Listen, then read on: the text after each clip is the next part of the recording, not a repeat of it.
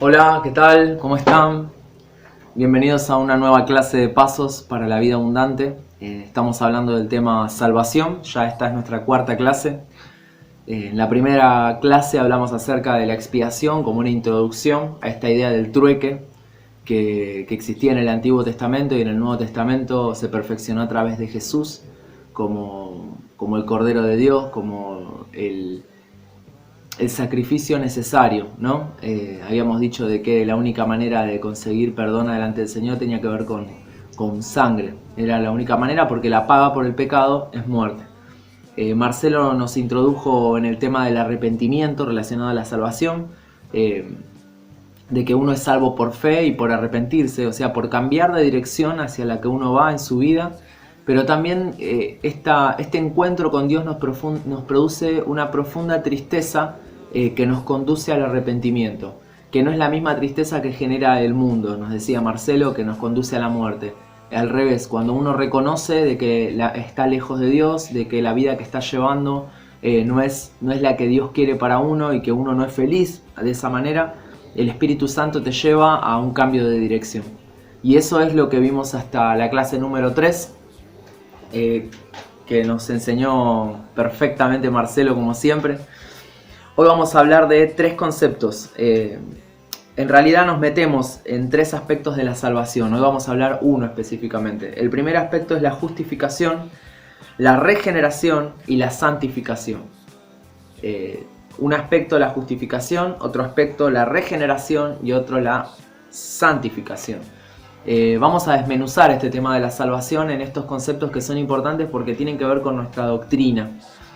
Uno puede decir, bueno, pero ¿de qué me sirve a mí saber esto?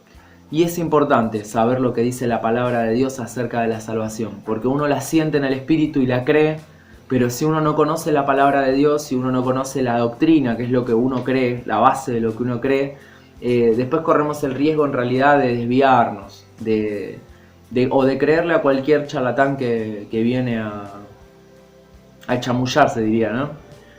Una vez el pastor me decía que si no conocemos la palabra, si yo no conozco la palabra, puede venir cualquiera a matar un pollo y yo creerle, ¿no? Cuando en realidad, ahora que conozco la palabra, yo sé que solamente el sacrificio de Cristo a mí me libra de todo pecado. ¿Se entiende, no? La enseñanza. Nos metemos en el tema de justificación. Vamos a ver que esto ya lo tenemos bastante cocinado, así que lo vamos a pasar rápido. La justificación es el acto de Dios por el cual declara justo en un sentido legal a una persona que tiene fe en Jesucristo. Estamos hablando legal desde el reino de Dios, ¿no? Legal desde lo espiritual. Desde una visión que el ser humano puede entender, el Señor nos planteó lo siguiente. El ser humano se alejó de Dios y como Dios es perfecto y puro, no podemos volver a Él, y Dios es justo. Por lo tanto, el ser humano tiene que ser juzgado. Y si somos juzgados delante de Dios por nuestros pecados, estamos todos fritos. Entonces, ¿qué es lo que hace Dios? Pone un sustituto. La persona tiene pecados, pero se promulga una ley que lo absuelve el castigo y la muerte. La termina pagando un inocente sustituto. En este caso, el inocente sustituto perfecto es Jesucristo. Medios de la justificación. Vamos a leer Romanos capítulo 3 del 22 al 25, que dice lo siguiente. Romanos capítulo 3 del 22 al 25 dice: esta justicia de Dios llega mediante la fe en Jesucristo a todos los que creen. De hecho, no hay distinción, pues todos han pecado y están privados de la gloria de Dios, pero por su gracia son justificados gratuitamente mediante la redención que Cristo Jesús efectuó. Dios lo ofreció como un sacrificio de expiación que se recibe por la fe en su sangre, para así demostrar su justicia. Anteriormente, en su paciencia, Dios había pasado por alto los pecados, pero en el tiempo presente ha ofrecido a Jesucristo para manifestar su justicia. De este modo Dios es justo y a la vez el que justifica a los que tienen fe en Jesús. Leí hasta el verso 26. Vamos a desmenuzar esta palabra y vemos a ver cuáles son estos medios que nos habla en el libro de Romanos. El primero tiene que ver con la fe. ¿Cómo hago yo para ser justificado? Tengo que creer. Fíjense que dice: esta justicia de Dios llega mediante la fe en Jesucristo a todos los que creen. De hecho, no hay distinción, pues todos han pecado. Entonces, ¿cómo hago yo para ser justificado, para ser visto justo delante de Dios? Tengo que creer que Jesús es mi sustituto. Que Dios mismo vino a buscarme y a rescatarme, como decimos siempre, pero que Él es mi sustituto. Esto es tremendo porque no se trata del esfuerzo de cada uno, no se trata de alcanzar logros personales o de cumplir los 10 mandamientos a rajatabla, se trata de creer en Jesús. Lo que hizo Dios, como dice acá, es que nos puso a todos en el mismo nivel. A los que creen, a los que no, estamos todos justificados, vamos a ser todos juzgados bajo la misma regla. Y la salvación es Jesús. No todos son salvos. Jesús vino a salvar a toda la humanidad, pero salva es la persona que cree en Jesús. Seguimos leyendo el verso 23, dice, pues todos han pecado y están privados de la gloria de Dios. Esto lo hablamos. Porque Dios es un Dios perfecto y por más pequeño que sea mi pecado, si soy un ser eterno va a retumbar eternamente. Dios es un ser eterno. Por lo tanto estamos privados de la gloria de Dios, pero por su gracia son justificados gratuitamente mediante la redención de Cristo, que Cristo Jesús efectuó. Acá vemos la palabra justificación. Justificación, que es el tema que estamos viendo hoy, relacionado a la salvación, es tan sencillo como decir que antes era injusto y ahora soy justo. Antes era injusto por mis pecados delante de Dios, pero como ahora hay un sustituto para mí, un trueque, como decíamos, ¿no? A partir de creer en que Jesús es mi trueque, yo paso a ser justo delante de Dios y puedo presentarme espiritualmente delante de Él y recibir todo lo espiritual que Él tiene para mí. Algunas palabras del verso 24 dice, pero por su gracia. La gracia de Dios tiene que ver con un regalo inmerecido. Gracia es algo que se da por regalo, que se da sin que la otra persona lo merezca o de alguna manera se lo pueda ganar. Es algo totalmente que sobrepasa a la persona, pero se le es dado igual.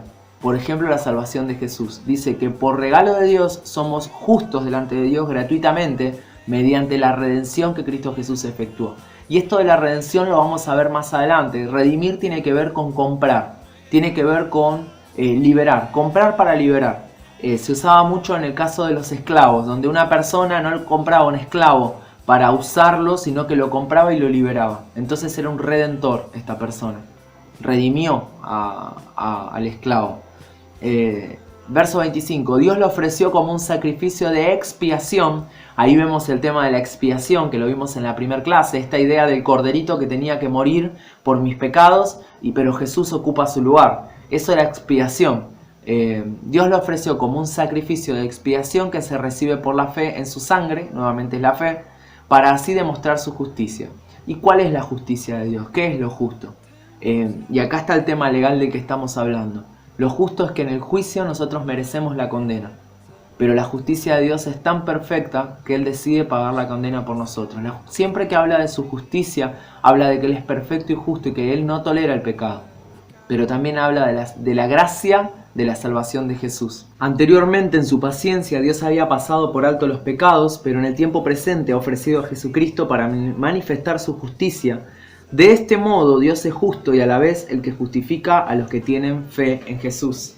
Entonces, esta justificación, esto ser injustos y pasar a ser justos, se nos perdonan los pecados, o sea, nuestra deuda, se nos absuelve legalmente delante de Dios, por lo tanto no tenemos condena a futuro y tenemos una restauración del favor divino. Eso significa que el poder de Dios viene a nosotros, nuestra relación con el Señor se restaura y el Espíritu Santo de Dios con poder fluye a través nuestro. Hablamos del tema justificación, todavía nos queda regeneración y santificación en relación a la salvación, así que seguimos adelante. La tarea es la misma, leamos Romanos de capítulo 1 al capítulo 12, es una base de la salvación tremenda y cuando lo leamos lo vamos a leer con mayor entendimiento por esta manera didáctica de ir aprendiéndolo. Que el Señor los bendiga.